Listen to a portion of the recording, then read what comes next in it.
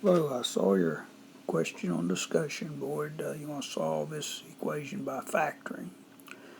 When the leading coefficient is not 1, it can be a little challenging. I use what's called trial and error. There are different methods.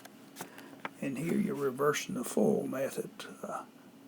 Hopefully you've heard of the full method here, FOIL. So you want to take, when you have a trinomial, you want to factor it in the product of two binomials. I'm just going to use trial and error. The product of the first terms has to be 4x squared. Well, that two choices could be x and 4x or 2x and 2x.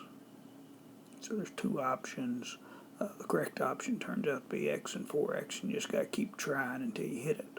The product of the last terms has to be a positive 14.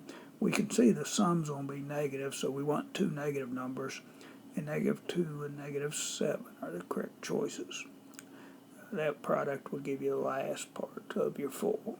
On the inner and the outer part, on the inner part here, this product would be negative 8x, this product would be negative 7x, and when you add, you get to negative 15x. So you just got to keep trying until you get the right combination. Then you set each factor equal to 0, and you solve and you get x equal 2. You set this factor equals 0, add 7 divided by 4, and I get x equals 7/4. Hope this helps.